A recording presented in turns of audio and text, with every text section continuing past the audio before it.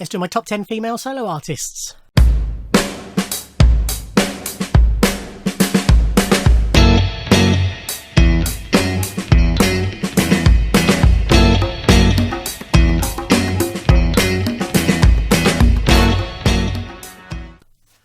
Ahoy everybody, and welcome to the third video in this little series where I do my top 10s of musical acts. I've done my groups, I've done my male solo artists, now we conclude with my female solo artists. This is probably the least definite list. I've dropped one out from when I wrote this list initially about a year ago. I dropped Joni Mitchell out the list. I do love Joni Minogue's music, but in that year I've rekindled my love for another artist who we'll get to. I would say the top three artists are probably about equal. I could happily class any of them as my favourite female solo artists. The order I've got them in here is not really a reflective order. I'm trying to remember how I've listed them. No, I was going to say it's alphabetical, but it's not even alphabetical. Yeah, so I would actually say the top three are equal first. But the other seven, I've re-ranked them from when I did my initial ranking. I've swapped a couple of them around. But let's get into it. My number 10, and this is the only one I don't have on vinyl, this is Joss Stone. I bought her first album, The Soul Sessions. Her voice is amazing. Love that album. Have bought all her albums since. She just seems like such a nice person as well. I wrote to her and she signed some photos for me and gave a lovely reply, and, you know, sort of went that extra mile, which is always nice. But yeah, I mean, it's her voice really that does it for me. Most of her music's really good as well, but such an amazing voice. She's my number 10. Just want to see her live. When she does play over here, it's either an odd gig here or there, or it's just for big cities. Number 9 is Joni Mitchell. Joni's another artist I got into through Prince. He regularly sang her praises. She was his favourite songwriter. He covered The Case of You a number of times, and that was sort of how I got into Joni and what made me buy Blue as my first Joni album. And it is my favourite Joni album and in my 10 favourite albums of all time. It is a masterpiece. I now have all but 3 or 4 of her albums, either on vinyl or CD or both. Love all her work. Just a wonderful songwriter. Covers many genres, styles, whatever you want to call it, throughout her career. Yeah, just amazing artist. Joni Mitchell, number 9. Number 8 is Lily Allen. This is her most recent album, No Shame. Signed copy. On clear vinyl? Oh no, it's just black vinyl. I thought it was coloured, but it's not. Really strong album. I discovered Lily when she was first hitting big, and she was being interviewed on something, and I can't remember what it was, but they played Smile and LDN, and I loved both of them. So as soon as her album came out, I bought her album, and I've bought all her albums since. I've seen her live, and she was excellent live. I know she can be a bit divisive in her views and how she expresses them, and I don't always agree with her opinions, but I like the way she doesn't mind expressing them. I admire that a lot. But yeah, just some great tunes over her albums. Okay, this is the one that's come into my top 10 at number 7, and that's Tanya Takhar.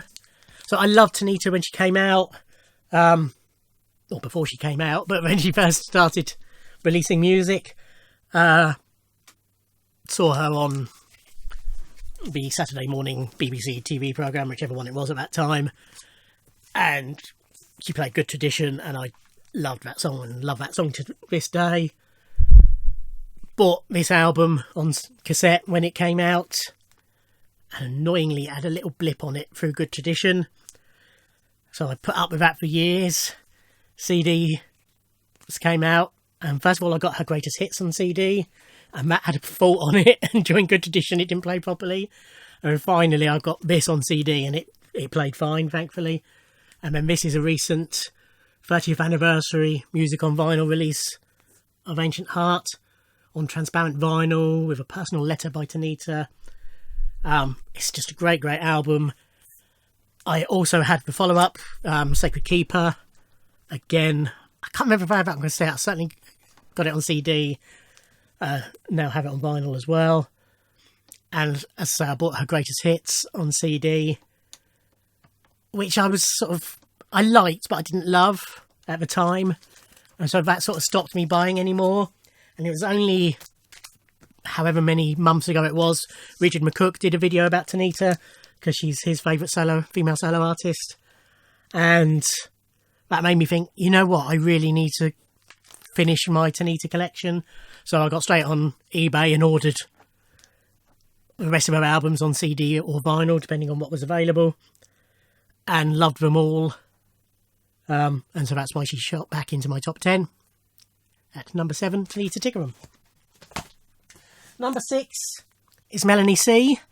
I did have her at number 3, and I have moved her down to number 6, and it's largely because of this album. This is her latest album, self-titled. This is a signed copy. This is on, what's this on? A pretty colour. Oh yeah, sort of a maroony colour. I only realised as I was taking it out, it's one of those annoying ones where I don't know if you can see it. Oh, not quite, but the text is the wrong way round on my spine. Always annoys me. This is an album of good songs, but they're all done in a disco-y type style, which isn't really my genre, my love. And it's not what I like hearing her do. I like her rockier stuff, basically. And, I mean, her album of songs from the musicals was great as well. You know, I don't mind her doing that. It's just the disco-y stuff does nothing for me. So this has sort of put her down a bit in my estimation. Not her as a person or anything, but just musically. She's gone from a run of really good albums, and this has blotted her copybook, let's say. But certainly, you know, she was always... Well, that's a lie. I was going to say she was always my favourite Spice Girl. I was then going to say they've all been my favourites, but that's not true either. Initially, my favourite Spice Girl was Victoria, Posh, purely on a physical basis. Then I flirted with Jerry, but never quite got there. Then it was sort of tied between Emma and Mel C. Never Melanie B. Nothing, you know, racist or anything about her, but she just used to annoy me. She still does. I really like Emma's solo work as well, particularly her first 2 albums. But over the years, Melanie's really blown me away many a time with her solo work. I have met her as well. Went to see her in Blood Brothers and met her afterwards. She's tiny. Never thought she'd be tiny, but she's tiny. But yeah, some really strong albums. Her album of C is an underrated classic, but this has diminished her a little bit for me. Number 5. We have Kylie Minogue. I used to watch Neighbours when she was on Neighbours, and quite liked her in Neighbours, but she wasn't my favourite character or anything like that, and didn't think she was particularly fanciable in Neighbours. Then I Should Be So Lucky came out, and those parts of the videos of her in a bubble bath, and Smash Hits printed the lyrics alongside a picture of her in a bubble bath. That was on my wall for a very long time. And sort of since then I've been a fan. Her Stock Aitken and Waterman stuff, some great singles, but the albums aren't particularly good. But then when she escaped and she had her Deconstruction Years, where she released the self-titled album, The Impossible Princess, which became a self-titled album in the UK because it was released very shortly after the death of Princess Di, so they didn't think Impossible Princess was a suitable album title. But those are probably my 2 favourite Kylie albums. Fever, she then sort of went disco again, or, you know, pop again with Fever, and that was a great album, including some tracks co-written by Robbie Williams and Guy Chambers. Loved that album. Light Years was great. couple of strong albums, then a bit of a dip, and then she came back with Golden, which is a fantastic album. Love this album. And then her new album, Disco, has really grown on me. I didn't think I was going to enjoy it much. I liked the singles, but I'd rather she did something a bit more in the Golden vein. Kept with that a bit longer. But I've now heard it 3 times, and each time I've liked it more and more. This is Picture Disc. I have this album 3 times. I have normal release, Picture Disc release, and a deluxe box set which had CD and vinyl in it. But yeah, seen Kylie twice. Second time I was in the Golden Circle, so I was right up front. Amazing show. That was at Bournemouth as well, which is a nice compact venue. But yeah, number 5, Kylie Minogue. Number 4, and this is somebody who shot up. Basically, her and Mel C have swapped positions. Sophie EllisBaxter. This is Wonder Mix, which mixes of tracks from her Wanderlust album, which I don't have on vinyl. I was looking at that today to try and rectify that, but it's going for about 60 quid at the moment, so I'm not paying that for it. But it is one of my 10 favourite albums of all time, Wanderlust. I always liked Sophie as a person when she was, on stuff, and liked her music. The first album of hers I bought was, what's it called? Making a Scene? Something like that. Whatever it's called, I'll put it on my screen. Which was her 4th album, I think, which I primarily bought, I think, because it was a signed copy, but really enjoyed that. Then she was on Strictly, and after that, and I really got to really like her. And then Youngblood came out, which was the first single from Wanderlust, and I adored it. So pre-ordered the album, got a signed CD of that. I think. No, I don't think it's signed. Anyway, but pre-ordered the album, put that album on. About 2/3 of the way through, I thought to myself, I'm putting this straight back on again. I'm going to listen to it all again straight away. It's so good. I listened to it 5 times in a row. Such a good album. Amazing album. So different from the rest of her stuff. Sort of got a Eastern European vibe to it. It's just so good, and her voice is amazing. Then she followed it up with Familia, which is another really strong album. It's sort of similar style, it's moved away from a disco style, but it's more of a Spanish type vibe to it. But another really strong album.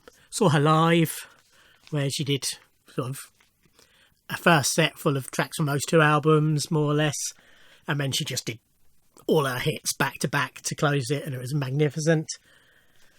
She's released an orchestral album, an orchestral greatest hits, if you like, which was really strong. And then she's just released a greatest hits compilation on the back of her kitchen discos that she's been doing during lockdown. But yeah, really love Sophie EllisBaxter. Shot up, as I say, over the last year or so. The more I hear, the more I like. I've gone back and bought her earlier albums on CD. Speaking of which, they've just announced that her first 3 albums are being released on vinyl for the first time. I think they're all for the first time. It's through a company. I think they're called Plastic Pop. I will put it on the screen now, and if I remember, I'll stick a link in as well. They're coming out in July, I think it is. Initially, they just announced her first album was coming out, so I pre-ordered that. But then yesterday, as I record this, she posted that they're doing all 3 of them, so I ordered the 2 and 3 as well. But I know somebody was asking on a previous video, I can't remember exactly who, what, where, when and why, but somebody was saying how much they'd wanted one of those albums on vinyl. But they're now going to be available anyway, if you're watching.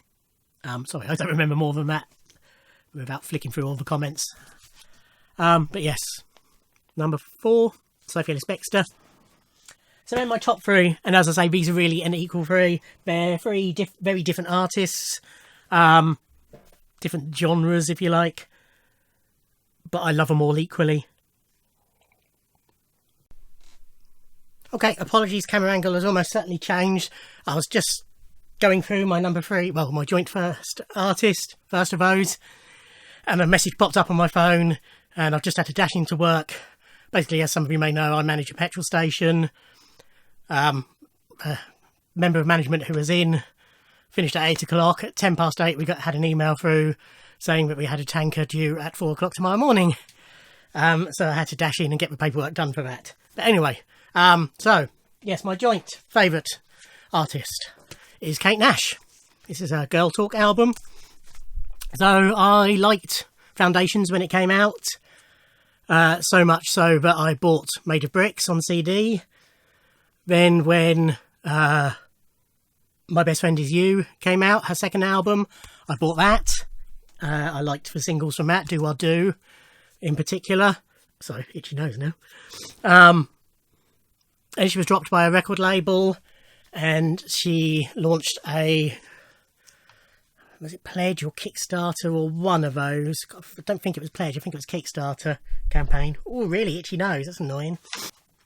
Then she launched, I think it was a Kickstarter campaign to fund Girl Talk, this album. So as I say, she'd been dropped by a record label. Her work had become progressively more punky, basically. While she still has her pop sensibilities, particularly in the form of melody, most of her songs, not all of them, but most of her songs now have a very punky vibe. She wrote most of this album on bass rather than on piano or guitar. Yeah, really strong album. Saw her live for the first time in support of this. I've seen her twice more now. But yeah, love this album. She then crowdfunded through Patreon, I think. No, not through Patreon. Through one of the other. Actually, maybe that was Pledge. Remember, the next one was Kickstarter. Yesterday Was Forever. She crowdfunded that one as well. Both of those, obviously, I pledged for and supported. Which is another excellent album. But yeah, so I've seen her live 3 times now. She's excellent live. Just really love her and her style and her music, and she's my joint favourite artist. My second joint favourite artist, female solo artist, is PJ Harvey, Polly Harvey. So I became aware of her around this time, basically, around the 4-track demos released. So she had her first album, Dry, then her second album, Rid of Me, and then this was released as a proper album, and these are the demos, or most of the tracks of Rid of Me, plus some tracks that weren't on the album. And yeah, I've sort of been reading about her in NME, so on a whim I picked up this on, I think it was CD, might have been cassette, but I think it was CD. Loved it, listened to it over and over again. Went back, no I didn't, that's a lie, bought To Bring In My Love, which was the album that followed this. Then I went back and bought Dry and Rid of Me. I was always disappointed with Rid of Me. I think it's an overproduced album and it's a motherly produced album. I much prefer the versions of the songs on here. But I've loved her ever since. Bought all her albums on release. And now she's doing a reissue campaign of all her albums on vinyl with demo albums as well, and I'm buying all of those. Such a diverse artist. You know, she started off, PJ Harvey was a band. It was her and two guys, and they were basically an indie band. Then after this, she became a solo artist, but kept the PJ Harvey name, Polly Jean Harvey. And you know, she's To Bring You My Love is a very swampy, bluesy album.